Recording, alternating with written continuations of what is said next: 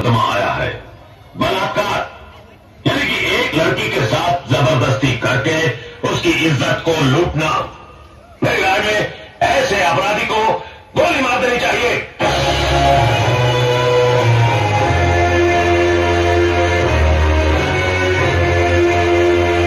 अगर एक लड़की अपनी मर्जी से एक लड़के के साथ हम बिस्तर होती है और उसके बाद अपने कपड़े खुद ही फाड़ती है, अपने बाल बिखेरती है और अपने ही नाखूनों से अपने बदन पे निशान लगाकर चिल्लाती है, बचाओ बचाओ मेरा बलात्कार हो गया, तो क्या अदालत मान लेगी?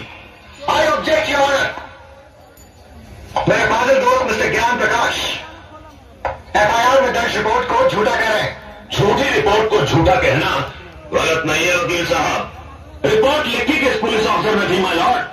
उस पुलिस ऑफिसर ने जो सरदार करतार सिंह के कर्ज तले दबा है और बचपन में एक चोर था।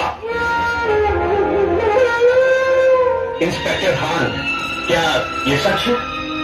माय लॉर्ड, दरअसल आप सिर्फ हाँ या ना में जवाब दीजिए। ये सच है। That's all your honour. जिस इमारत की नींव ही खोखली हो, उस इमारत का अंजाम क्या होगा? आगाज हो ही नहीं और आप अंजाम तक पहुंच गए वकील साहब। इस हादसे के चश्मदीद गवाह हैं योर ऑनर, 40 मासूम छोटे छोटे बच्चे, जिन्हें ना ही आपकी बुलंद आवाज का खौफ है और ना ही किसी अंजाम की परवाह। आप फिक्र मत कीजिए वकील साहब, धीरे धीरे सबको बुलाऊंगा इस कटहरे में। माय लॉर्ड, सबसे पहले मैं मिस माला से कुछ सवाल पूछना चाहता हूं।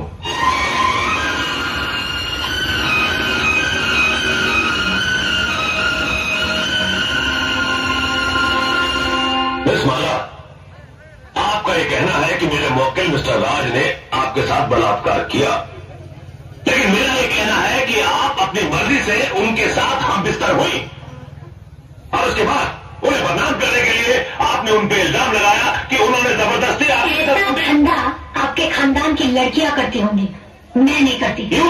खबरदार, जो एक भी लफ्ज गलत बोला तो आपको शर्म नहीं आती अपनी बेटी जैसी लड़की से ऐसी बात कहते हुए? मिस माला, ये मंदिर नहीं जहां पर वचन किया जाए, ये अदालत है जिसमें एक मासूम की जिंदगी का फैसला होने वाला है। जिसने मेरी जिंदगी को गाली बना दिया वो आपको मासूम लग रहा है, इसलिए कि उसने आपकी जेब में हरे हरे नोट भर दिए।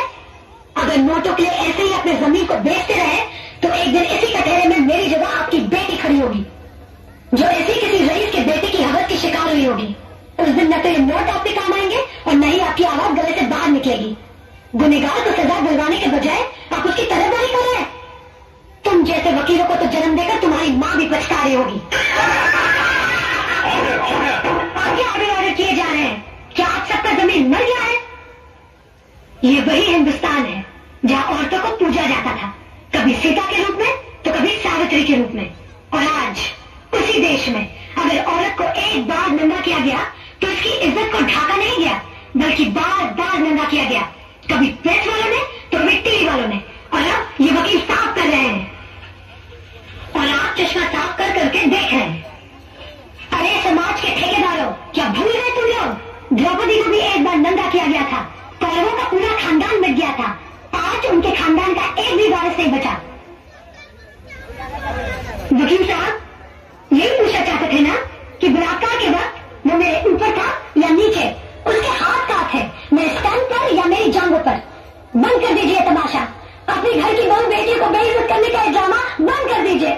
कहीं ऐसा न हो कि आज की औरत शर्म की दलील पार कर जाए। इस अदालत में कल जो मुकदमा आएगा वो ये नहीं होगा कि एक लड़के ने एक लड़की का बलात्कार किया, बल्कि ये होगा कि एक लड़की ने एक लड़के का बलात्कार किया। सिर झुकाए ये खड़ा होगा, ये मैं नहीं। पिछले 30 सालों से मिस्टर ज्ञान प्रकाश इंसाफ के इस मंदिर की चौखट पर अपना माथा टेकते आए हैं। इस देवी के चरणों में श्रद्धा के फूल चढ़ाते आए हैं, क्योंकि ये अब तक हर मुकदमा जीतते आ रहे हैं।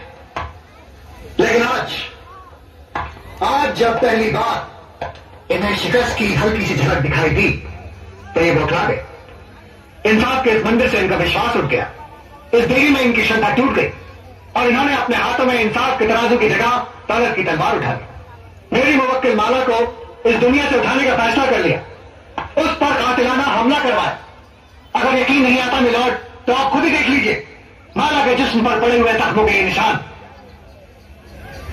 मैं अपने फाजिल दोस्त से यह पूछना चाहूंगा कि अगर इस मुकदमे का फैसला अदालत के बाहर ही करना था, तो इस अदालत में आने का ढंग क्यों बताया जा रहा है? जब इन मासूम बच्चों के बयान के बगैर इस मुकदमे को अंजाम तक पहुंचाया जा सकता है, तो फिर इन्हें क्यों बनाया गया? अगर ताकतवर अपनी ताकत के जोर पर ही मुकदमे का फैसला करवा सकता है, तो यह अदालत क्यों बनाई गई है? अगर गरीब और बेबस को इंसाफ नहीं दिया जा सकता, तो बंद कर दीजिए अदालत। रुक जाइए जज साहब, आप अपना फैसला सुनाए, इससे पहले मैं आपसे एक सवाल पूछना चाहती हूँ। पूछो।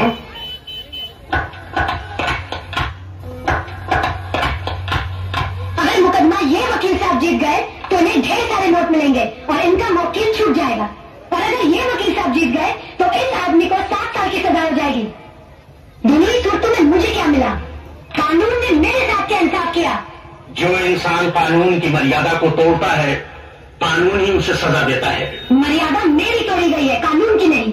इज्जत मेरी लुटी है, कानून की नहीं।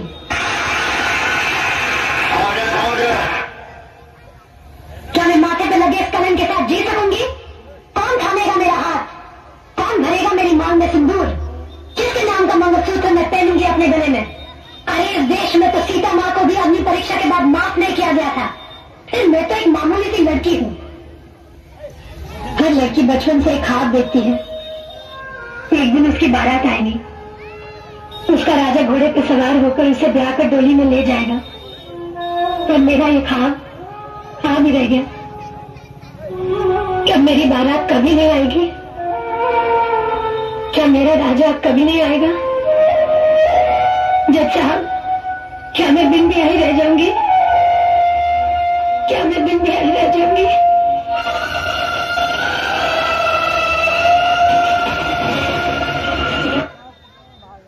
दोनों तरफ के गवाहों के बयानात सुनने के बाद और तमाम हालात को मद्देनजर रखते हुए ये अदालत इस नतीजे पर पहुंची है कि मुलजिम राज ने जुर्म किया है और वो कानून का मुजरिम है। लेकिन कानून से पहले वो माला का मुजरिम है, जिसकी जिंदगी को उसने तबाह कर दिया और समाज में इज्जत से जीने का हक उससे छीन लिया। लिहाजा ये अदालत मुलजिम राज को ये हुक्म देती है कि जिस लड़की को नंगा करके उसने बेइज्जत किया, उसी लड़की से शादी करके उसे अपने घर की इज्जत बनाए।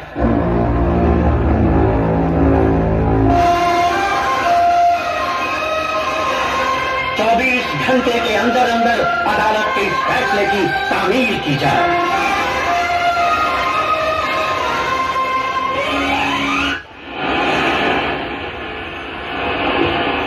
लिहाजा ये अदालत मुलजिम राज को ये हुक्म देती है कि जिस लड़की को नंगा करके उसने बेइज्जत किया, उसी लड़की से शादी करके उसे अपने घर की इज्जत बनाए।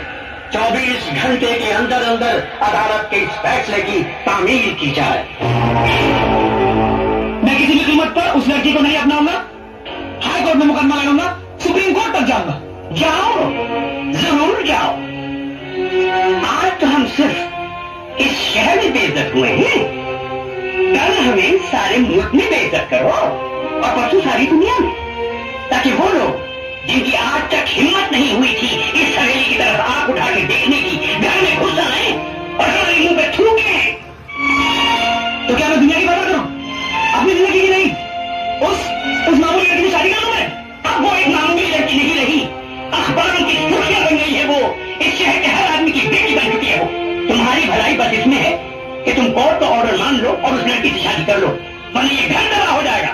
मैं आपके लिए 7 साल की सजा काटने के लिए तैयार हूं, मगर उस लड़की से मैं हरगिज़ शादी नहीं करूंगा। जिस लड़की ने सुबह से सूरज तक न देखा हो, जिसे किसी चीज को हासिल करने के लिए कोशिश तक न करनी पड़ी हो, उसे क्या मालूम कि जेल की कोठरी क्या होती है, उसका अंधेरापन कैसा होता है। अगर आप नहीं चाहते कि मैं 7 साल की सजा काटूं, तो क्या उम्र भर की सजा भुगतूं उस लड़की से शादी करके अपनी जिंदगी तबाह कर लूं? शादी तुम करोगे, लेकिन अपनी जिंदगी तबाह करने के लिए नहीं, बल्कि उसकी जिंदगी तबाह करने के लिए। हम समझे नहीं बहू। बाबूजी, अदालत से उसने अपने लिए जिंदगी नहीं, मौत मांगी है। इतने जुल्म और सितम ढाऊंगी कि इस हवेली की बहू बनने का ख्वाब मिट्टी में मिल जाएगा। मांगल्ये शिवे सर्वार्थ साधके शरण्ये त्र्यंबके गौरी।